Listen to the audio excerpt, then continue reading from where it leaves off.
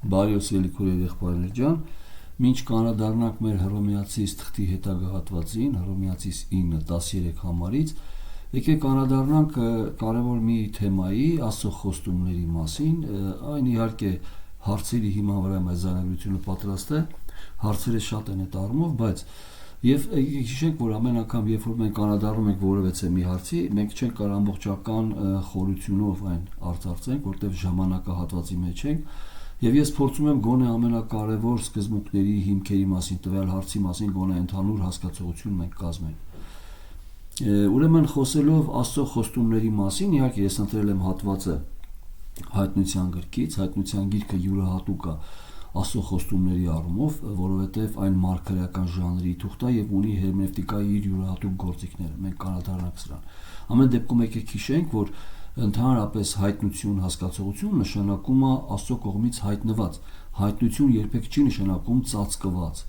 Դրա համար շատ հաճախ մարդիկ հայտնության գրքին նայում են այնպես, կարծես թե մի բան գաղտնի ծածկված է, փորձում են հայտնության գրքի մեջ իրանց համար բացահայտեն։ Հայտնության գիրքը արդեն բացահայտված, իսկ Աստծո կողմից այն հայտնված է։ Ուղղակի շատ հաճախ մենք ունենալով հակառակ հերմենևտիկա, այսինքն փորձում ենք նոր կտակարանի ուսուցման հասկացողությունով անդրադառնանք եւ տեսնենք 5 կտակարան, դա հակառակ հերմենևտիկան է։ Մենք նոր կտակարանը երբեք չենք հասկանա Աստծո կամքի համաձայն, եթե մենք չենք ուսումնասիրել 5 կտակարանը, որովհետեւ նոր կտակարանի մանավանդ մարգարեական սկզբունքները բոլորը հիմնված են 5 կտակարանի վրա։ Տեսեք, օրինակ, երբ որ հայտնության գրքում խոսքը գնում է Հազարամիայի մասին։ Հազարամիայի մասին շատ մի քանի նախադասություն է հայտնության գրքում, ասենք, եթե անդրադառնանք 20-րդ գլխին հայտնության գրքի, բայց մենք պետք է անցալենք, որ հայտնության գրքից բացի մարգարեական ժանրի թղթեր կան 5 կտակարանում, որոնք նույնպես հայտնություն են համարվում, այսինքն Հազարամիայի համար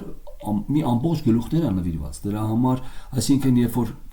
Հովհաննեսը խոսում է արդեն նոր կտակարային ու կնդրի հետ, մենք պետք է հասկանանք, որ ինքը արդեն ակնկալում է, որ մենք գոնե 5 կտակարանի մարգարեությունները այդ սկզբունքի մասին գիտենք։ Դրա համար երբ որ դուք անդրադառնաք առաքյալների աստվածաբանության, կտեսնեք նրանց աստվածաբանությունը հիմնված է 5 կտակարանի վրա։ Եվ այնպես չի, որ 5 կտակարանից առանձին հայտնություններ ունեն, որովհետև հայտնություն հասկացողությունը ինքը պրոգրեսիվ է, այսինքն Աստված տալիս է հայտնության որոշ բաժին եւ հետագայում այդ որոշ բաժնի վրա ավելացնում է ավելի շատ հայտնություն, այսինքն այստեղ սա չի նշանակում, որ առաջի բաժինը այն ծածկված է։ Առաջի բաժնի, այսինքն այդ փոքր բաժին հայտնությունը նույնպես հայտնություն է, բայց ավելի մյուս հայտնությունը այս փոքր բաժնի վրա ավելի ամբողջացնում է կամ ամբողջական անում հայտնությունը։ Այն առաջի ունկնդիրը, որին տրված էր փոքր բաժինը հայտնության, նրա համար այդ հայտնությունը բավարար էր եւ Աստված այդ հայտնության չափանիշով է նրանից պահանջում, այսինքն նա պիտի հավատար այդ չափաբաժնին հայտնության, իսկ արդեն հետագա հայտնության ամբողջացումը արդեն պահանջում է ամբողջական հնազանդություն այդ հայտնության կամ արդեն այդ հայտնության ամբողջական իմացությունը։ Ուրեմն երբեք հայտնություն բառը մեզ չի հայտնվում որպես ծածկություն։ Այն գաղտնիք չի, Աստված հավատացյալների հետ պաղկոցի չի խաղում, որ շատերը փորձում են որոշեն Աստծո կամքը, այն հայտնված է եւ շատ պարզ է։ Ուղղակի մենք պետք է հնազանդենք նրա կամքին։ Հիմա տեսեք, ամեն անգամ երբ որ մենք անդրադառնում ենք հայտնության գրքին, նորից եմ ասում, շատ կարևոր է եւ մանավանդ Աստծո խոստումներին հայտնության գրքում, շատ կարևոր է, որ մենք հաշվի նստենք այդ ընդհանուր հերմենևտիկայի օրենքների հետ, այսինքն Աստծո խոսքի ուսուցման, որովհետև երբ որ խոստումների մասին է խոսքը, մենք պետք է առավել ուշադիր լինենք հատվածը վերագրողը, թե նկարագրողը։ Եկեք մի փոքր օրինակով անդրադառնանք սրան, կա Աստվածաշնչում նկարագրող հատվածներ։ Օրինակ նկարագրող հատվածներից կարա հանդիսանա Աբրահամի հարստությունը։ Նկարագրող նշանակում է այդ հատվածում Աստված նկարագրում է տվյալ երևույթը, այդ երևույթի մեջ ցույց է տալի իր հատկությունը եւ ինչպես այդ պարագայում Աստծո այդ հատկությունը իրականացնում։ Այսինքն մենք տեսնում ենք ինչպես է, օրինակ, եթե նայում ենք ողորմություն, եթե նայում ենք արդարություն, եթե նայում ենք նրա ամենակարողությունը, նրա ամենագիտությունը, մենք տեսնում ենք այդ հատվածում ինչպես է հատվածը Աստվածաշնչի հեղինակը Սուրբ Հոգին, ինչպես է այն մեզ նկարագրում, ցույց տալի, թե ինչպես այն կիրառվեց։ Եվ այդտեղից մենք աստվածճանաչություն ենք ձեռք բերում, բայց վերագրող հատվածները հեղինակը ակնկալում է, որ այդ հատվածները մենք ինքներս կվերագրենք, այսինքն մենք պետքա դա փոխանցենք մեր կյանք։ Այդ հատվածում եղած աստվածաշնչյան ճշմարտությունները վերագրող են, այսինքն այն պետքա մեր կյանք փոխանցվի։ Նկարագրողը պետք չի փոխանցվի, որովհետև այն ուղղակի նկարագրում է հատվածը կամ Աստծո հատկությունը եւ ինչպես այն կիրառվի տվյալ պարագայում։ Օրինակ, երբ որ խոսքը գնում է Աբ รา համի մասին, տեսեք, Աստված Աբ รา համին օժտում է իր շնորհքով մեծ հարստությունով, ուխտերով, անասուններով, ամեն դեպքում հարճերով, ծառաներով, եւ պետք է մենք հասկանանք, որ եթե այն փոխենք եւ դարձնենք վերագրող, դա կնշանակի, որ մենք կմտածենք, որ Աստված ամեն մի հավատացյալի, ում որ ընտրում է, պետք է հարստացնի։ Այդպես չի։ Ինչի համար է ցույց տալի Աստված Աբ รา համին հարստություն շնորհելու սկզբունքը, որովհետև Աբ รา համից պիտի մեծ ազգ դուրս գա։ Աբ รา համից պիտի ծնվի Հակոբը, Հակոբից պիտի ծնվի 12 ցեղերը, որոնք պիտի ձևավորեն Իսրայելի ժողովուրդ, որի մեջ պիտի գա Քրիստոսը, այսինքն ծնվի Քրիստոսը եւ այդ օրենքի տակ լինելով պիտի ազատի օրենքի տակ լինողներին, այսինքն օրենքը կատարելապես կատարի եւ արդարություն ձեռք բերելով, այդ արդարությունը շնորհի նրանց, որ իրեն հավատում են եւ նրանց մեղքերը վերցնի իր վրա։ Այսինքն ամեն դեպքում սա մենք տեսնում ենք քրիստալոգիա, քրիստոսաբանությունը Աստծո փրկության ծրագրի հետ բաժին, այսինքն Աբ รา համը Աստծո փրկության ծրագրի մեջ ունի բաժին։ Այսինքն Իսրայելի ձևավորման ընթացքի մեջ դրա համար նրան Աստված շնորհում այդ հարստությունը, որովհետեւ նրանից այդ ազգը դուրս գա, չէ՞ որ ազգը պիտի կերակրվի, չէ՞ որ այդ ազգը պիտի բարգավաճի, տերիտորիա ունենա, պիտի գնի ինչ որտեղ է տերիտորիան։ Այսինքն ամեն դեպքում մենք տեսնում ենք սա Աստծո նախախնամությունն է Աբ รา համին, այսինքն այն նկարագրողը, ոչ թե վերագրող։ Դրա համար կա այսպիսի բան, Աստված Աբ รา համին հարստացեց, ուրեմն ամեն մի հավատացյալի Աստված կորտի եւ կարստացնի, բայց մենք տեսնում ենք, որ Պողոս առաքյալը հարստություն չուներ, Պողոս առաքյալը ուներ մասնագիտություն, կաշեգործեր կամ վրանագործ, եւ ինքը այդ իր մասնագիտությունով ուղղակի իր պահանջներն էր կատարում, ուշադիր եղեք, պահանջները, կարիքները, ոչ թե ցանկությունները, պետք է ճիշտ հասկանաք։ Երբ որ ես ասում եմ պահանջ, ի նկատի չունեմ ամեն մի պահանջ, այլ իր մարմինը կերակրելու կարիքները, այսինքն Պողոս առաքյալը ճոխություն չէր ապրում, Պողոս առաքյալը հարուստ չէր, Պողոս առաքյալը ուներ բավարար, դա մանիք ասում է, ես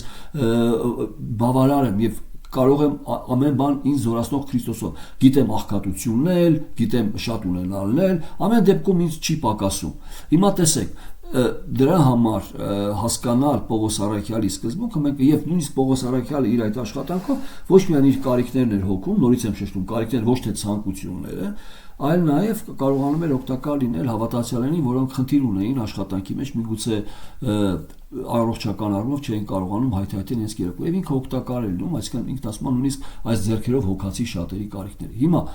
ամեն դեպքում մենք պետք է հասկանանք, որ դա նկարագրող հատվածներ են։ Վերագրող հատվածներից, օրինակ, նաև 5 կտակարանն ունի նկարագրող հատված, բայց շատ ուշադիր պետք է լինենք, նաև նկարագրող հատվածի մեջ կարա լինի վերագրող ճշմարտություն, վերագրվող ճշմարտություն։ Օրինակ, այդպիսի հատվածներից մեկն է, երբ որ Հիսուս Քրիստոսը քայլում է ջրի վրայով։ Տեսեք, Հիսուս Քրիստոսի ջրի վրայով քայլել ուղղակի ներկայացնում է Քրիստոսի կարելի ասել իշխանությունը բնության տարերի վրա, այսինքն նյութականի վրա նրա իշխանությունը, բայց այդ հատվածում նաև կա վերագրող ճշմարտություն, երբ որ Պետրոսը ուղղակի ասում է Տեր, եթե դու ես, հրամայի ես էլ նույնպես քայլեմ։ Հիմա տեսեք, ջրի վրայով քայլելը ուղղակի նկարագրում է Քրիստոսի իշխանությունը նյութականի վրա, ցույց է տալի, որ նա Տեր է ամեն ինչի վրա։ Բայց երբ որ Պետրոսն արդեն հարցում անում, ասում է Տեր, եթե դու ես, ուշադիր նայեք բառը, եթե դու ես, եկեք անդրադառնանք, դա Մատթեոս 14-րդ գլուխն է, տեսեք, 14 ես կընթերցեմ 23-ից։ Եվ երբ որ ժողովուրդներն արձակեց, վեր ելավ Սարը առանձին աղոթք անելու, եւ երբ որ իրիկուն եղավ, միայն ինքն էր այնտեղ, բայց նավն արդեն ծովի մեջտեղն էր եւ ալեկոծվում էր, որովհետեւ քամի ներհակ էր։ Եվ գիշեր 4-րդ պահին Հիսուսը ծովի վրա գնալով նրանց մոտ եկավ, եւ աշակերտները, երբ որ տեսան նրան ծովի վրա գնալիս, շփոթվեցան եւ ասացին, թե աչքի երևույթ բան է, եւ վախից աղաղակեցին, եւ Հիսուսը շուտով խոսեց նրանց հետ եւ ասեց. «Քաջ եղեք, ես եմ, մի վախենաք»։ Այսինքն Քրիստոսը լսելով նրանց աղաղակը, վախի աղաղակը, ասաց՝ «Մի վախեցեք, ես եմ»։ Հիմա տեսեք, Պետրոսը պատասխան տվավ նրան եւ ասաց, գիտեք, չէ, Պետրոսը այդտեղ նկարագրող է Պետրոսի հատկությունը, այստեղ չի ասում, որ մենք բոլորս Պետրոսին ման պիտի լինենք այդ առաջ ընկնելու առումով։ Եվ Պետրոսը պատասխան տվավ նրան եւ ասաց. Տեր, եթե դու ես, ուշադիր նայեք Պետրոսի բառը, Տեր, եթե դու ես, Տեր, եթե դու ես։ Կարծես թե Պետրոսը կասկած ունի, որ դա Հիսուսն է։ Տեր, եթե դու ես, այսինքն ինքը ինչ որ տեղ մտածում է իր աչքի երևույթն է, թե իրականությունը։ Այս կասկածը կա։ Սա կամ ավելի շատ երևի աչքիս է երևում, դա ասում է Տեր, եթե դու ես։ Ինքը փորձում է այսպես, Տեր, եթե դու ես, իրականում, տեսեք, Տեր, որտեվ աչքի երևույթը չի խոսում։ Տեր, եթե դու ես, ինքը պատասխան է ակնկալում, այո, ես եմ։ Տեր, եթե դու ես հատուկ եմ անում, որ տեսնեք, այս հատվածում կա նկարագրող, եւ որ Քրիստոսը ջրի վրա քայլում է։ Սա չի նշանակում, որ մենք բոլորս պիտի փորձենք ջրի վրա քայլել, առաքյալները չունեն այդպիսի վարդապետություն իրենց աստվածաբանական թղթերում, որ մեզ սովորեցնեն ինչպես ջրի վրայով քայլել, որտեղ Քրիստոսը քայլեց։ Մենք պետք է հասկանանք ինչի հետ է կապված սա։ Սա նկարագրող է, որ մենք տեսնում ենք, որ Քրիստոսի իշխանությունը ջրի, բայց նորից եմ ասում, կա վերագրող հատված։ Հիմա որն է սա, հավատքի հետ կապված։ Տեսեք, եւ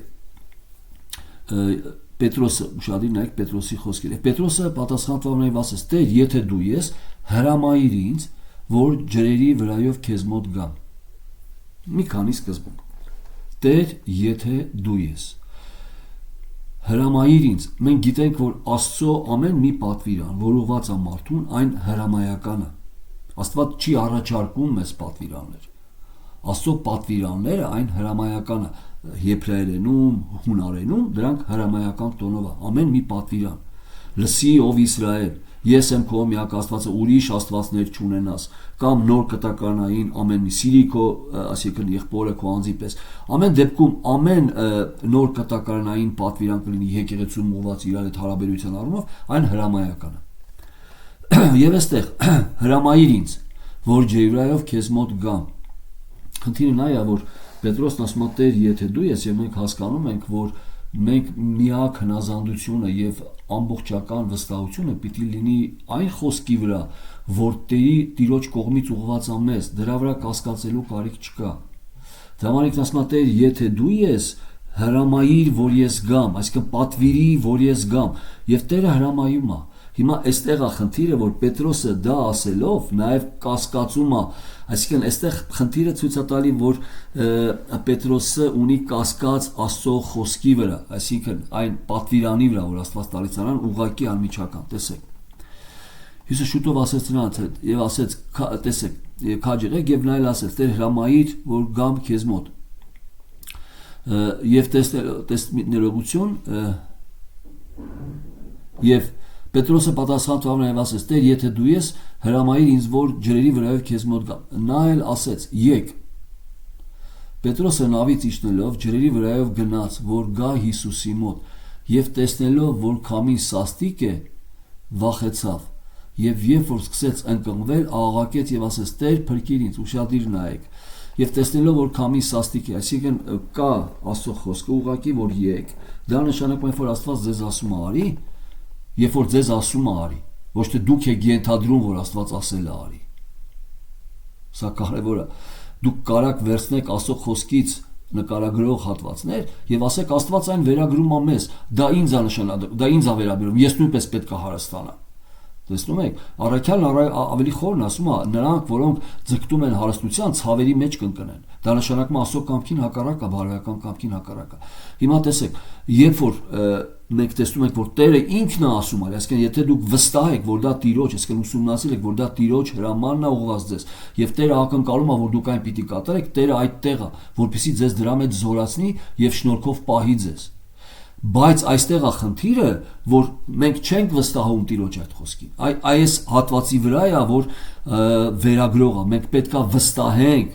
որտեղ Պետրոսը չվստահեց, վախեցավ, տեսնելով պարագաները կյանքի։ Նույնպես, երբ որ Աստված մեզ մի բան հրամայում, այսինքն տալիս է պատվիրան խոսքի մեջ ունենք ուղակի խոստում, որ Աստված մեզ կպայի եւ մեզ Աստված ասում է այսպես վարվեք, եւ վախենալով մյուս պարագաներից մենք այդպես չենք վարվում, այս հատվածը դրա մասին է։ Տեսեք, ես ուղակի չեմ անդրադարձել մեր նյութին, ես ուղակի մի քիչ խոսում եմ, որպեսզի մենք հասկանանք, որ խոսքը գնում է խոստումների մասին, մենք պետք է հասկանանք կան նկարագրող հատվածներ, որտեղից չի կարելի ասել, որ Աստված դա մեզ է խոստանում։ Դա խոստացավ Աստված Աբրահամին, որտեղ Աբրահամի միջոցով պետք է ազգ դուրս գա, այսինքն դա Աբրահամի պարագան է, դա նկարագրում է, թե ինչպես Իսրայելը ստեղծվեց։ Դա վերագրող չի, որ այնտեղից մենք վերցնենք, ասենք մեզ էլ այդ նույն հարստությունը կտա։ Մեզանից էլ է Իսահակ դուրս գալու, մեզանից էլ է Հակոբ դուրս գալու եւ 12 ցեղը։ Պետք չի դա այդպես անել։ Հիմա Եվ տեսնելով, որ քամին սաստիկը վախեցավ, երբ որ սկսեց ընկղմել, աղաղակեց եւ ասեց. Տեր փրկիր ինձ, եւ շուտով ուշեք Հիսուսի բառերը, եւ շուտով Հիսուսը իր ձեռքը մեկնեց, այո, գիտի նրա տկարությունը, մեկնեց, որպեսզի չընկղմի, որտեղ տեսնում է, որ արդեն ընկղմվում է վախից, մեկնեց նրան, բռնեց եւ ասեց նրան. այստեղ ամբողջ խնդիրը, թերահավատ, ինչու երկմտեցիր, ինչի վրա երկմտեց Պետրոսը, ուղղակի այն ամենի վրա, ինչ որ Աստված նրան ասեց արա, դրա վրա երկմտելու կարիք չկա, եթե մի բան վստահ եք, որ Աստված ձեզ ասում արա, եթե Աստված է ասում, ոչ թե դուք ենթադրում եք, որ Աստված ասում է,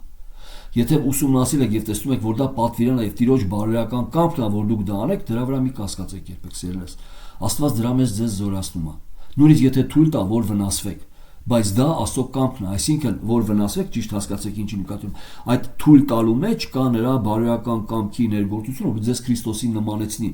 որտեվ Քրիստոսին նմանվելու մեջ նաև մենք պետք է հասկանանք, թե ով է աշխարհը, այսինքն մենք շատ հաճախ աշխարհը բարի ենք ընկալում, բայց Աստված թույլ է տալի, որ աշխարհից հարվածներ գան, որ մենք հասկանանք, որ դա այն աշխարհն է, որ Քրիստոսին խաչել է։ Այսինքն սա այս ամենը յուրահատուկ Աստծո, բայց երբ որ մենք վստահ ենք, որ դա Աստծո խոսքն է, որ ուղղված է մեզ որպես պատվիրան հրաման, արի, այստեղ կասկածելու կարիք չկա։ Այսինքն այս հատվածում կա նկարագրող, որտեղ սա նշանակում է, որ ջրի վրայով քայլելը մեզ համար չի, դա ուղղակի ցույց է տալի Քրիստոսի իշխանությունը նյութականի վրա, բայց կա մեզ համար վերագրող հատված նաև, որ մենք չպիտի կասկածենք այն խոսքին, որ կոնկրետ ուղղված է մեզ որպես պատվիրան։ Ինձ թվում է հասկանալի։ Հիմա եկեք անդրադառնանք մեր թեմային։ Ես ուղղակի ասացի, երբ որ մենք խոսում ենք ընդհանրապես Աստծո խոստումների մասին, ամենակարևոր սկզբունքը մենք պետք է ուշադիր լինենք։ Այդ խոստումը նկարագրող հատվածում է, թե վերագրող հատվածում է։ Դրա համար մենք ունենք Աստծո շատ խոստումներ հավատացյալներին տված, որ նույնիսկ հավատացյալները ուշադրություն չեն դարձնում դրա, եւ նրանք առավել հոգեվոր են, քան թե ֆիզիկական։ Ֆիզիկական են, բայց այդ ֆիզիկական խոստումների մեջ կա նաեւ հոգեվոր տարը, սկզբունքը, ճշմարտությունը, որտեղ մենք շատ լավ գիտենք, որ ընդհանուր առմամբ մեր խաղաղությունը քրիստոնեական խաղաղությունը կապված չի սիրելիներս, այսինքն երկրի խաղաղության հետ։ Մեր խաղաղությունը կապված է Քրիստոսի հետ հարաբերության հետ։ Նույնիսկ երկրը լինի անխաղաղ ֆիզիկապես։ Մենք գիտենք, որ Քրիստոսի խաղաղությունը մեր սրտերում պահում է մեզ։ Դա չի նշանակում, որ երկրի անխաղաղ վիճակը մեզ համար անտարբեր է։ Դրա մասին չեմ ես խոսում։ Այլ ուղղակի մեր վստահությունն առ Աստված, որ ի վերջո մենք հարություն ենք առնելու Քրիստոսի հետ եւ ունենք փրկություն նրա շնորհքով, ձրի փրկություն, նրա ողորմությունով, նրա անկախ կամքից սուվերեն կամքով ընտրություն, այս վստահությունը փրկության մեզ խաղաղության մեջ է պահում, թույլ չի տալի, որպեսզի մենք ընկնենք շփոթմունքի մեջ, ինչ կլինի հետո, այսինքն մենք ամեն բան գիտենք։ Դրա համար առավել սրա հետ է կապված ոչ թե ֆիզիկական։ Հիմա եկեք անդրադառնանք ընդհանուր մեր հատվածին, ինչի մասին մենք պիտի խոսենք, եւ այն հայտնության գրքի մեջ է։ Հայտնության գիրքը ինքը շատ կարևոր է, նորից եմ ասում, հայտնության գիրքը երբեք որևէ մեկը չի կարող ճշմարտությամբ հասկանալ, եթե չի ուսումնասիրել մարգարեական թղթերը,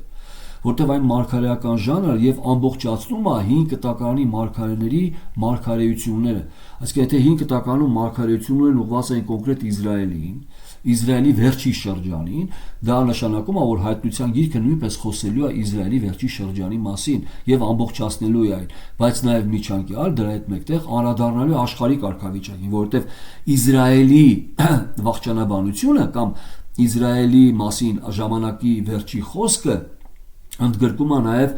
աշխարհի քաղաքական, հոգևոր, մշակութային, սոցիալական կարգավիճակներ։ Օրինակ հակաքրիստոսի պարագայում մենք տեսնում ենք ինչ վիճակի մեջ է աշխարհը։ Այն վիճակի մեջ, որ պիտի հակաքրիստոսին ընդունի որպես փրկիչ։ Այսինքն պիտի դաշտ կառուցվի, պիտի դաշտ պատրաստվի, այսինքն պիտի լինեն պատերազմներ, անխաղաղություն, որ մարդիկ պիտի ակնկալեն մեկին, որ պիտի գա ֆիզիկական խաղաղություն տալու եւ հակաքրիստոսը այդ ամենը օգտագործելու է։ Դրա համար նրան պիտի ընդունեն որպես փրկիչ։ Այսինքն նաև հայտնության գիրքը խոսում է այդ մասին, որը ամբողջացնում է 5 կտակարանի մարգարեների արդեն ասված Իսրայելի մասին վախճանաբանությունը։ Օրինակ տեսեք Դանիելի գրքում, երբ որ խոսքը գնում է, Դանիելն հարցնում է ինչ ա լինելու իմ ազգի վերջը, այսինքն հրեաների, որը Աստծո սեփական ժողովուրդ է,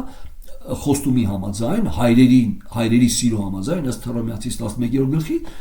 մենք տեսնում ենք, որ Դանիելի պատասխանի, այսինքն Աստծո պատասխանի մեջ Դանիելին, մենք տեսնում ենք, որ այդ պատասխանի մեջ կա 77-յակի սկզբունքը, որտեղ խոսքը գնում է, որ վերջի ժամանակում այսպես կլինի, այս տաճարը կառուցելուց հետո այսքան 7-նյակ կանցնի եւ վերջի ժամանակում տեսնում ենք Քրիստոսը կգա եւ ինքը Իսրայելի համար Մեսիա չի ընդունվի, Այս ամենը մենք տեսնում ենք, որ ընդգրկում է նաև ընդհանուր, ասենք 11-րդ գլուխը, 7-րդ գլուխը, որ անդրադառնում է հակաքրիստոսի պատկերին Դանիելի գրքում, եւ արդեն հայտնության գրքում տեսնում ենք ավելի ամբողջացած։ Օրինակ տեսնում ենք 4 կենդանիների մասին, չէ, որոնք ծովից են դուրս գալ, եւ նույնը տեսնում ենք հայտնության գրքում զուգահեռ։ Ինչի, որտեվ հայտնության գրքի, այսինքն այդ հայտնությունը այն ամբողջացնում է 5 կտակարանի հայտնությունը, որտեվ նույն Աստվածը տալի եւ 5 կտակարանի հայտնությունը եւ նոր կտակարանի։ Դրա համար, եթե մեկը փորձում է ուսումնասիրի հայտնության գիրքը առանց 5 կտակարանի մարգարեությունները ամբողջական ընկալելու, նա երբեք չի կարող, ինքը կսխալվի, կսկսի փիլիսոփայել հայտնության գրքի վրա։ Լավ, եկեք անդրադառնանք մեր հատվածին։ Հատվածը 3-րդ գլխից է, որտեղ տեսեք 2-րդ գլխից կարելի ասել 3-րդ գլխի միջև 3-րդ գլուխը տեսնում ենք Հիսուս Քրիստոսի հայտնությունը 7 եկեղեցիների։ Եվ այդ 7 եկեղեցիների մասին հայտնությունը մենք պետք է տեսնենք, որ այն նկարագրող է, որտեղ այդտեղ նկարագրվում է ընդհանրապես եկեղեցու կարգավիճակը փուլ առ փուլ։ Տեսնում ենք ինչպիսի եկեղեցիներ կա, 7 եկեղեցիներ եւ ամեն մի եկեղեցուն Քրիստոսը տալիս է յուրահատուկ բնութագիր։ Օրինակ, կարող տեսնենք առաջի եկեղեցուն Քրիստոս ընդհանուր եմ ես իմ ասում, որտեղ ժամանակը խներում է։ Ընդհանուր առաջի եկեղեցին Քրիստոսը ներկայացնում է որպես սառը եկեղեցի։ Ասեք կա ինչ-որ մի եկեղեցի, որը ներկայացնում է տաք եկեղեցի։ Կա եկեղեցի, որին ինքը ներկայացնում է հավատարիմ եկեղեցի։ Կա եկեղեցի, որին ինքն ասում է մահացած եկեղեցի։ Անունը թե կենդանի ես, բայց դու մահացած ես։ Այսինքն տեսեք, դրանք յուրահատուկ են։ Դա համար սա շատ կարևոր է եւ մենք կանադառնանք Ֆիլադելֆիայի եկեղեցուն, Ֆիլադելֆիայի եկեղեցին եւ Զմիրնայի եկեղեցին են, որտեղ Քրիստոսը ունի հանդիմանություն։ Այն միայն գովասանքի խոսքեր։ Այդ եկեղեցու մեջ կա նաեւ խոստում։ Նրա հավատարմության համար Քրիստոսի կողմից խոստում կա ընդհանուր եկեղեցուն։ Ես ինչպես ասեցի, այդ 7 եկեղեցիների նամակները հրեշտակներ բառը, որ գրի 7 եկեղեցիների հրեշտակները եկեղեցու հովիվներն են, այսինքն падգամ բերողները։ Հրեշտակ բառը նույնպես պիտի ուշադիր լինենք։ Հրեշտակ չի նշանակում երկնային էակ, հրեշտակ հունարեն նշանակում է անգելոս, այսինքն ավետարան բերող, լուր բերող։ Դա կարող լինի անձը, դա կարող լինի եկեղեցու հովիվը։ Դա համար պետք է ուշադիր լինենք։ Որ 6:1-ին տեսել եք, որ մարդը նամակ գրի հրեշտակին։ Ուր պիտի ուղարկի, որտեղ պիտի ուղարկի։ Սա նամակ գրի հրեշտակներին, սա Հովհաննես Առաքյալի հայտնության մեջ Քրիստոսը Հովհաննեսին ասում է գրի եւ ուղարկի այդ եկեղեցիներին, եկեղեցիների հրեշտակներին, եկեղեցիների հովիվներին, կամ նրանց, որոնք եկել էին այդ եկեղեցիների կողմից գալիս էին Հովհաննեսի մոտ եւ Հովհաննեսը այդ ուղերձը նրանց միջոցով ուղարկում էր եկեղեցուն, падգամ բերողին, հրեշտակին։ Ամեն դեպքում պետք է ուշադիր լինենք։ Լավ, եկեք անդրադառնանք մեր հատվածին արդեն։ Ուրեմն անդրադառնանք հայտնության գրքի, բայց ես մի քիչ կխոսեմ հայտնության գրքի ընդհանուր մինչև հասնելը մեր այդ 3-րդ գլուխ, որpիսի մենք շահկապը չկորցնենք, հասկանանք ինչի հետ է կապված։ Առաջին եկեք հիշենք, որ Քրիստոսը այդ հատվածում ունի բանալի բառեր։ Միշտ կտեսնեք մի քանի անգամ բանալի բառը մի հերմենևտիկայի օրենքների մեջ այն յուրահատկությունն է, որտեղ որպիսի միտքը ավելի ամբողջանա, առաքյալը մի քանի անգամ այն կրկնում։ Օրինակ բանալի բառերից կարող է տեսնեք երկրի վրա բնակվողներին, 10 անգամ կտեսնեք երկրի վրա բնակվողներին։ Ինչի, որտեվ ընդհանրապես հատվածում ընդգրկելու է ովքեր են երկրի վրա բնակվողներ եւ ինչա գալի նրանց վրա, եւ արդյոք եկեղեցին նրանց մեջ է թե ոչ։ Սա շատ կարևոր է, որ մենք տեսնենք։ Այն բանալի բառերով մենք կարողանում ենք ավելի տեսնել միտքը հասկանալ։ Մյուս բանալի բառը ես հոգում էի կամ հոգին ինձ տարավ, մի քանի անգամ կտեսնեք, հոգին ինձ վերցրեց եւ տարավ եւ սա ցույց տվեց, ես հոգում եղա։ Սա նույնպես բանալի բառ է, նորից եմ ասում, այն ոչ թե վերագրող է, այլ նկարագրող է։ Այդպես չի, որ ամեն կիրակի մեզ էլ մենք էլ հոգու մեջ կընկնենք եւ տեսիքներ կտեսնենք։ Սա պետք է ուշադիր լինենք։ Սա հայտնության գիրքն է տալի Հովհաննեսի միջոցով Քրիստոսը, ում ասեց դու մնա եւ ես կասեմ։ Եվ Պետրոս ասեց սա որ մնում է ինչ։ Հիշում եք Հովանու 21-րդ գլխում Հիսուսը հատուկ Հովհաննեսին թողեց, Հովհաննեսը հատուկ մնաց, մյուս առաքյալները սպանվեցին, Հովհաննեսը հատուկ մնաց, որպեսզի Քրիստոսը Հովհաննեսի միջոցով 90-ից 95 թվականներն արդեն հայտնությունը տա։ Հատուկ յուրատուկ Հիսուսը թողեց Հովհաննեսին, իր սիրված աշակերտներից մեկին։ Լավ, եկեք անդրադառնանք մեր հատվածին։ Ես կընթերցեմ հատվածը, ես կփորձեմ կես ժամ մի քանի ձայնագրություն միգուցե պարունակի, բայց շատ կարևոր է, որ մենք այդտեղ տեսնենք խոստում։ Ես հիմա կշեշտեմ ընթերցելուց, թե ինչ խոստումների մասն է, երկու կարևոր խոստում տեսնելու։ Այդ առաջի խոստումի մեջ տեսնելու եք նաև Քրիստոսի ներգործությունը, որ եթե մեկը Քրիստոսին հավատարիմ է, տեսեք, նույնիսկ 5 կտակարան ասում, եթե մեկը Աստծո կողմից ընտրված եւ հավատարիմ է, նույնիսկ նրա թշնամիներին Աստված նրա հետ կհաշտեցնի։ Աստված նաեւ ներգործում է նրա թշնամիների սրտի մեջ եւ թշնամիներին խոնարհեցնում է նրա առաջ, որպեսզի ցույց տա, որ իմ սերը եւ իմ ընտրությունը այս անձի վրա է։ Դա շատ կարեւոր է։ Սա կտեսնեք այստեղ։ Եկեք ընթերցենք 7 համարից։ Եվ Ֆիլադելֆիայի եկեղեցու հրեշտակին գրի։ Ֆիլադելֆիա նշանակում է եղբայրասիրություն։ Ֆիլիո եւ ադելֆոս բառերն է։ Ֆիլադելֆիա, ադելֆիա այն եղբայրություն, ադելֆիա։ Ֆիլո սեր, եղբայրասիրություն այդ եկեղեցուանը։ Եվ մենք կտեսնենք այս եկեղեցու առաջինը բնութագիր, որտեղ բոլոր 7 եկեղեցիներին Քրիստոսը տալիս է նրանց բնութագիրը, ինչպիսի եկեղեցիներ են, ինչպիսի հանդիմանության են արժանի եւ ինչպիսի գովասանքի եւ ինչ պարագաներում։ Հիմա բացի դրանից նաև ամեն մի եկեղեցու մեջ մենք տեսնում ենք նամակագրական ոճը ու առաջինը խոսքը գնում է ում է ուղված նամակը, տեսեք, եւ Ֆիլադելֆիայի եկեղեցու հրեշտակին գրիր, այսինքն ուղված է Ֆիլադելֆիայի եկեղեցուն։ Եվ նաև երկրորդը ում կողմից է նամակը։ Տեսեք, Ֆիլադելֆիայի եկեղեցու հրեշտակին գրիր, սա է ասում Սուրբը, ճշմարիտը, որ Դավթի բանալիներն ունի, որ բանում է եւ ոչ ոք չի փակում եւ փակում է եւ ոչ ոք չի բանում։ Եվ ինքը յուրահատուկ կերպով է սա անում, այսինքն տեսեք, երբ որ առաջաբանի մեջ ինքը գրում է ում է գրում նամակը, արդեն իսկ մենք հասկանում ենք, որ ուղված է Ֆիլադելֆիայի եկեղեցուն։ Այսինքն որպես մենք պատկերացում կազմենք, առաջի դարաշրջանի ունկնդիր ում նամակն ուղված էր, մյուս Ասիայի, փոքր Ասիայի եկեղեցիները, 7 եկեղեցիները, փոքր Ասիայի եկեղեցիներն են։ Այդ 7 եկեղեցիները շատ լավ գիտեին մեկը մյուսին։ Եվ երբ որ ասում Ֆիլադելֆիայի եկեղեցու հրեշտակին գրի, եւ իմիջիայլոց ինքը հետո ասում է, ուշադիր եղեք, թե ինչ է ասում Քրիստոսը եկեղեցիներին, ինչ է ասում հոգին եկեղեցիներին, այսինքն ամեն մի նամակ չի նշանակում Ֆիլադելֆիայի եկեղեցու նամակը միայն Ֆիլադելֆիայի եկեղեցուն ունեցավ։ Նրանք նամակը փոխանցում էին մեկը մեկին եւ ամեն մեկը տեսնում էր ինչպես է գովում Ֆիլադելֆիային եւ Ֆիլադելֆիան տեսնում էր ինչպես է հանդիմանում մյուս եկեղեցիներին։ Սա Սարդիի եկեղեցին, այսինքն օրին սա շատ կարեւոր է, որ մենք հասկանանք։ Դրա համար այսպես Աստծո խոսքի միջոցով եկեղեցիները շինվում են։ Ով որ պիտի հանդիմանվի, հանդիմանվում է, մեղքից հեռու է կանգնում եւ ում որ պիտի գովասանք լինի, ավելի քաջալերվում եւ ավելի է նվիրվում։ Սա շատ կարեւոր է։ Ուրեմն եւ անմիջապես սա է ասում Սուրբը ճշմարիտը, որ Դավթի բանալիներն է։ Սա տեսեք, երբ որ ինքը ներկայացնում է իր բնութագիրը, յուրահատուկ կերպով է ներկայացնում, որտեղ այդ բնութագրի մեջ, հետագա նամակի մեջ այդ բնութագիրը օգտագործել է, որտեղ ինքն ասել է ես մեկն եմ, որ դուռը բացում եմ եւ ոչ ոք չի կարա փակի եւ փակում եմ եւ ոչ ոք չի կարա բացի։ Նամակի մեջ տեսնում եք, որ ինքն ասում է ես ձեր համար դուռ եմ բացել, որ ոչ ոք չի կարա փակի, դա փրկության դուռն է։ Այսինքն ես պահում եմ ձեզ փրկության մեջ։ Յուրահատուկ շնորհքով եւ յուրահատուկ նպատակի համար, հատուկ նպատակի համար։ Եվ այդտեղ խոստում եք տեսնելու։ Շատ դինա, երկու կարևոր խոստում։ Մեկը տեսնելու եք ինչպես են հрьяաներ կոչվածներին խոնարհեցնելու եւ գալու են եւ երկրպագյորի, այսինքն տնել են Ֆիլադելֆիայի հավատացյալին, այսինքն ընդունելու են Ֆիլադելֆիայի եկեղեցին, իրական Աստծո եկեղեցին, հա։ Սա մեկ խոստում եւ երկրորդ տեսնելու ենք, որ պահելու է մի ժամանակից փորձության, որը գալու է ամբողջ երկրի վրա, երկրի վրա բնակվողների վրա, ֆիզիկական արհավիրք, Աստծո բարկությունը թափվելու, որից պահելու է Քրիստոսը այդ եկեղեցուն։ Եկեք անդրադառնանք արդեն, այսինքն ինչի ես ասացի, որ այս հատվածում կա կարևոր խոստում, եւ մենք պետք է տեսնենք, որ այդ խոստումը նաեւ ուղղված է իրական հավատացյալին, այսինքն ընդհանուր իր Քրիստոսի եկեղեցուն։ Եվ Ֆիլադելֆիայի եկեղեցու հրեշտակին գրիր, սա է ասում Սուրբը, ճշմարիտը, որ Դավթի բանալիներն ունի, որ բանում է եւ ոչ ոք չի փակում եւ փակում է ոչ ոք չի բանում։ Հետագայում մենք անդրադառնալու ենք այս բոլոր, ինչ է նշանակում Դավթի բանալիները։ Դավթի բանալիները դա Դավթի Քրիստոսի որպես Դավթի սերունդի իշխանություն, Աստծո արքայության թագավորի բանալիներն են։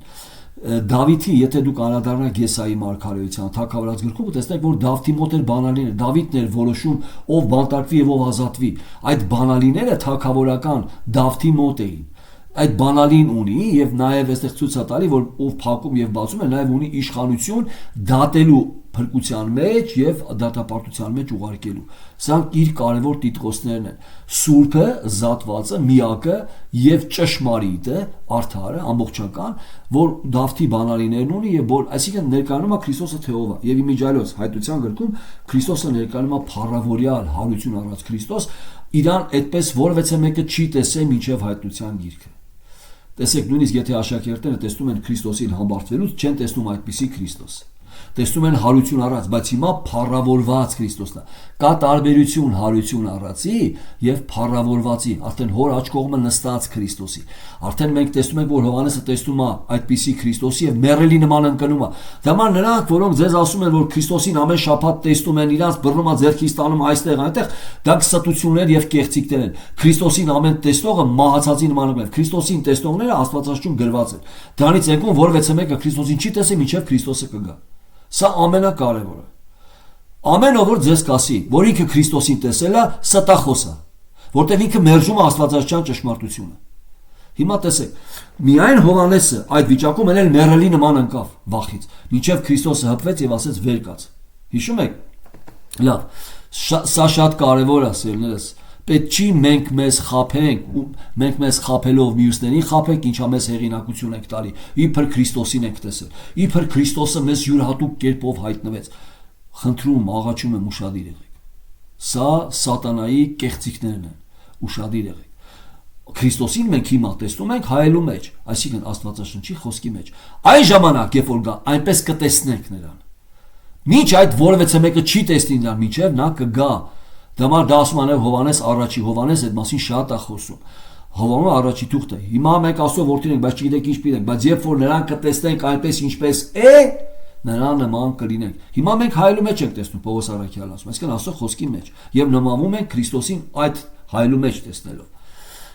Այսինքն առաջվա հայլիները պղինձ էին, մեր այսօրվա հայլիները չեն որ պարզ ցույց տան։ Պղինձ են եւ այդքան մաքուր ցույց չէին տալ։ Դեմար Աստվածաշունչում մենք տեսնում ենք որոշ առումով Քրիստոսի կերպարը, բայց երբ որ տեսնենք, արդեն ամբողջական նրա նման կլինենք, արդեն տարբերություն կլինի Աստվածաշունչում նրան տեսնելը, այսինքն փոքր բավարար հայտնություն եւ ամբողջական հայտնություն, որ իրականում կտեսնենք։ Սրա մասին է խոսքը։ Լավ, Տեվան միջապես սկսում է, գիտեմ քո գործերը։ Տեսեք, ներկայացնում է ճանաչողությունը, թե այդ եկեղեցին ինչպիսին է, որ ինքը գրում է։ Գիտեմ քո գործերը, ահա քո առաջին մի բացված դուր դրի, եւ նրան ոչ ոք կարող չէ փակել։ Հիշում եք վերևում ինքը ինչպես ներկայացավ։ Ունե որ ունի Դավթի բանալիները, ունի որ բանում է եւ ոչ ոք չի փակում եւ փակում է եւ ոչ ոք չի բանում։ Գիտեմ քո գործերը։ Այսինքն գիտեմ քո Քրիստոսի մեջ վարքը։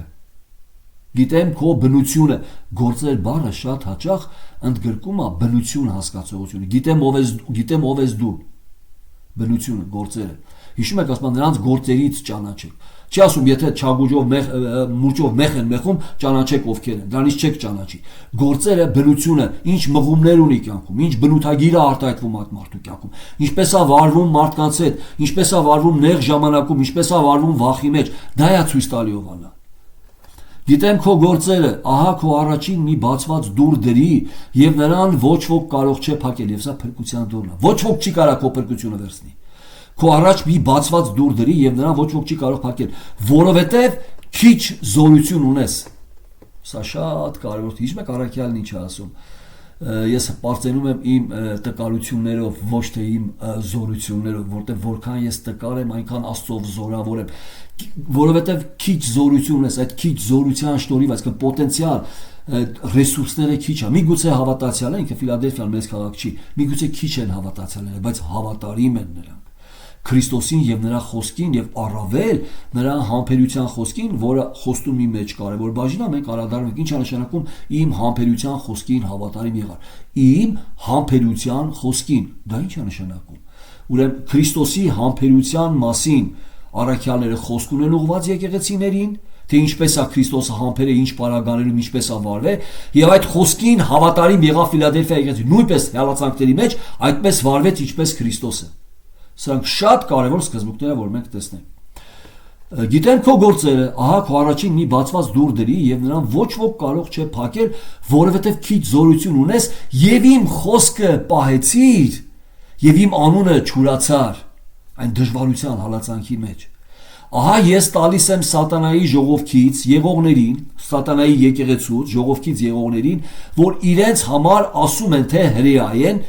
եւ չեն, այլ սուտ են ասում, ահա կանեմ նրանց, որ կգան քո ոտների առաջին, սա խոստումների առաջինն է, քո ոտների առաջին երկրպագություն կանեն եւ կճանաչեն, թե ես սիրեցի քեզ։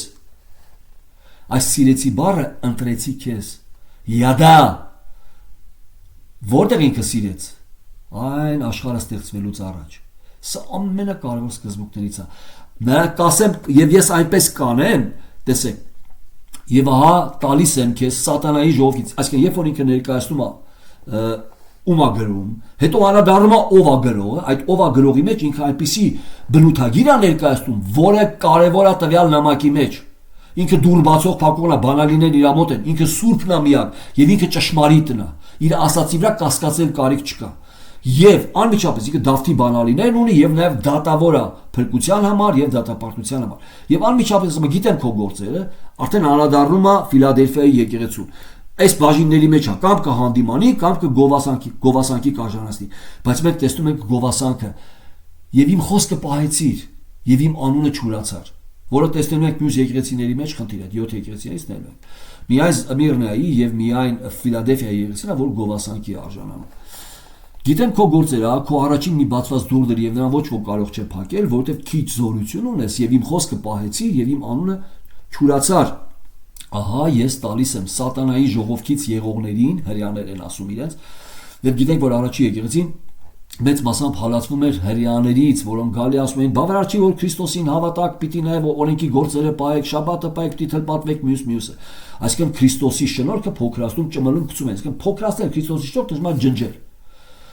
Դրա համար մենք Քրիստոսի շնորհքի գովասանքի համար ենք դրված։ Եթե շնորհքը մի վարդապետություն, մի փոքրիկ, մի միավոր փոքրացնում է շնորհքը զգուշեղեք։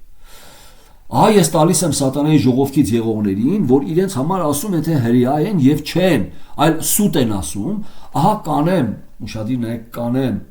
խոստանում է, սա խոստումն է, այնպես ես կանեմ, ահա կանեմ նրանց, որ կգան քո ոտների առաջին եւ երկրպագություն, ասենք կխոնարհվեն քո առաջ, քո վարքի, քո ինձ դավանելու առաջ կխոնարհվեն եւ կտեսնեն, որ ես քեզ եմ սիրել, ես քեզ եմ ընտրել, նրանք չեն ասո ժողովուրդը, դու ես եւ կրպագեն կան եւ կճանաչեն թե ես սիրեցի քեզ, որովհետեւ իմ համբերության խոսքը պահեցիր։ Պատճառը թե ինչին այդպես կանի, որովհետեւ իմ համբերության խոսքը պահեցիր։ Այդ դժվարության հալածանքի մեջ, նույնիսկ կյանքի գնով ինձ նման վարվեցիր։ Ինչ է նշանակում, որովհետեւ իմ համբերության խոսքը պահեցիր։ Այսինքն այն խոսքը, որ առաքյալները եկեղեցիներին ուսուցանել էին Քրիստոսի համբերության մասին, եւ մենք սա տեսնում ենք տարբեր, սա մենք տեսնում ենք Կորինթացիներին, Հռոմեացիներին, Գաղատացիներին, Եփեսացիներին, մենք տեսնում ենք բոլոր թղթերի մեջ Քրիստոսի պատկերման, Եբրայեցից թղթում ենք տեսնում սա, ամեն դեպքում մենք սա տեսնում ենք առաքյալների ուսուցման մեջ։ Այսինքն այդ Քրիստոսի համբերության մասին ուսուցումը նրանց կյանքում դարել էր իրականություն, ներգործելով կիրառվել էր այդ հալածանքի եւ դժվարությունների մեջ, որտեղ իմ համբերության խոսքը պահեցիր, ասում է, եւ երկրորդ խոստումը, ես էլ քեզ կպահեմ այն փորձության ժամիցը, մենք խոսելու ենք մեր հատվածը, սա է 10-րդ համարն է, 10-րդ համարի վրա կարևոր սկզբունքներ ենք տեսնելու ենք հափշտակության խորհուրդը եւ մենք ապացուցելու ենք, որ դա հափշտակությունն է, ինչ մեծ նեղությունը, որտեղ այնպիսի հատվածներ հերմենևտիկայի օրենքներ կա, որ ցույց տա։ Եվ ես կանադառնամ նաև հակաարգումենտներին, նրանք, որոնք ասում են հափշտակությունը կկատարվի մեծ նեղությունից հետո կամ մեծ նեղության ընթացքում։ Ես ձեզ ցույց կտամ ինչ արգումենտներ են բերում եւ նրանց վերած արգումենտների սխալականը։ Արգումենտների սխալական դա նշանակում է արգումենտների թեթև լինել։ Հիշում եք ես շեշտել եմ, աստվածաբանության մեջ արգումենտները չեն հաշվում քանակով, այլ հաշվում են ծանրությունով եւ թեթևությունով, որտեղ դուք կարաք բերեք շատ արգումենտներ, բայց նույն տեսակի։ Օրինակ, արգումենտ կարա լինի, երբ որ ասում են երկիրը տափակ է, չէ՞, եւ ասում են, տեսեք Քրիստոսն ասում է, եւ կանգնում բարձր սար եւ սատանան Քրիստոսին ցույց է տալի երկրի բոլոր թագավորությունները։ Եթե երկիրը կլոր լիներ, երկրի բոլոր թագավորությունները չէր կարա ցույց տալ, որտեղ չէր երևա այս տակի մասում։ Դրա համար տափակը դրա համար ցույց է տալի, բայց այդտեղ հոգեվոր խորհուրդ է, ոչ միայն նրանց թագավորությանն է ցույց տալի, այլ նաև փառքն է ցույց տալի։ Փառքը նրանց արժեքն է, դա որտեղից պիտի տեսնեիք այդ արժեքը։ Սա հոգեվոր խորհուրդ ունի, այսինքն կամ մեկն ասում է կանգնեք այս ծառից նայենք, կանգնենք այն ծառից նայենք, դա նույն արգումենտներն է, այս ծառից նայելը եւ այն ծառից նայելը, դրանք երկու արգումենտներ չեն, նույն արգումենտը, այսինքն մի որոշ աշխարհագրական վայրից եք նայում, դա նույն արգումենտն է։ Դրա համար արգումենտները քանակով չեն չափվում, այլ քաշով, ծանրությունով։ Եվ ես ցույց կտամ այն արգումենտները, որ նրանք առաջ կքաշեն այս հատվածի մեջ, որպեսզի ապացուցեն, որ մեծ նեղության ընթացքում հափշտակությունը կատարում, ես ցույց կտամ որտեղ է նրանց արգումենտների թեթև լինելը։ Եվ ես կխոսեմ այն արգումենտների մասին, որոնք ուղղակի ավելի զուգահեռ են այդ հատվածին, որոնք ուղղակի ապացուցում են, որ Աստված մինչև այդ փորձության շրջանը, որը հավատացյալների համար չի, երկրի վրա բնակվողների համար է, Աստված վերցնում է եկեղեցին այդ իր բարկությունը թափելուց, որտեղ մենք բարկության որդիներ չենք, այլ փրկության համար ենք դրված, ասում է առաքյալը։ Եվ այստեղ այդ հատվածը կա, որովհետև իմ համբերության խոսքը պահեցիր, ես էլ քեզ կպահեմ այն փորձության ժամից, տեսեք, այն փորձության ժամից,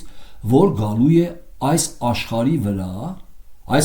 վրա, ուշադիր նայեք, որ փորձե երկրի երեսի վրա բնակվողներին։ Ոչ միայն այս աշխարհի վրա, իրանք եթե խոսքը մնար այս աշխարհի վրա, մենք հասկանանք, որ մենք ենք այս աշխարհի մեջ, մեր վրա է գալու այդ փորձությունը։ Բայց ինքն ասում է, որ փորձի այս երկրի երեսի վրա բնակվող, յուրահատուկ կերպով ասում, որ երկրի վրա բնակվողներին, իսկ եկեղեցին այդ վաղ երկրի վրա բնակվողների մեջ կլինի, թե վերծված կլինի, այս է խնդիրը։ Ասում է, որովհետև իմ համբերության խոսքը պահեցիր, ես էլ քեզ կպահեմ, եւ այստեղ արգումենտ կա։ Դու պահեցիր իմ խոսքը, այսինքն այն կատարեցիր, պահեցիր, այսինքն այդ խոսքը քո կյանքում իրականացավ, պահեցիր, չընկար սկզբունքների մեջ ինձ ուրանալու մեջ, ես էլ չեմ թողի, որ դա քո վրա ընկնի այդ բարկությունը, քեզ կպահեմ այդ բարկությունից, այն զուգահեռական հասկացողություն է։ Ես էլ քեզ կպահեմ այդ փորձության ժամիցը, չի ասում այդ փորձության ժամում, մեջը, ժամիցը, չեմ թողի մտնես այդ ժամը, փորձության ժամիցը, որ գալու է այս աշխարհի վրա, որ փորձե երկրից երեսի վրա բնակվողներին։ Ահա ես գալիս եմ շուտով, եւ անմիջապես, ահա ես գալիս եմ շուտով։ Այսինքն ես քեզ կպահեմ եւ ահա ես գալիս եմ շուտով քեզ վերցնելու։ Այսինքն ինչ պիտի ակնկալի, ինչի համար եք ասում, ահա ես գալիս եմ։ Հենց այնպես, ոչ, ես քեզ կպահեմ Եվ սա հափշտակության խորհուրդ է, մենք հետագայում նայելու ենք ավելի խոր արգումենտներով եւ ես քեզ կվերցնեմ, ահա ես գալիս եմ շուտ եմ, այսինքն ավելի շուտ ես կգամ քեզ կվերցնեմ, քան թե այդ փորձությունը կգա երկրի բնակվողների վրա։ Ահա ես գալիս եմ շուտով, ինքը հենց այնպես չի ասում այս բառերը։ Նորից 10 մենք սրա վրա ենք կենտրոնանալու եւ ավելի խորը նայել ենք ուսումնասիրել ենք։ Սա խոստումն է, երկրորդ խոստումն է, առաջինը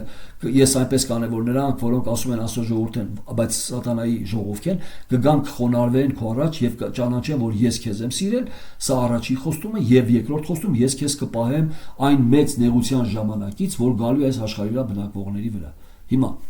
որտեվ իմ համբերության խոսքը պահեցիր 10 համարը, ես էլ քեզ կպահեմ այն փորձության ժամիցը, որ գալու է այս աշխարհի վրա, որ փորձե երկրի երեսի վրա բնակվողներին, ահա ես գալիս եմ շուտով, պահիր այն, որ ունես, որ ոչ ոք չառնե քո պսակը,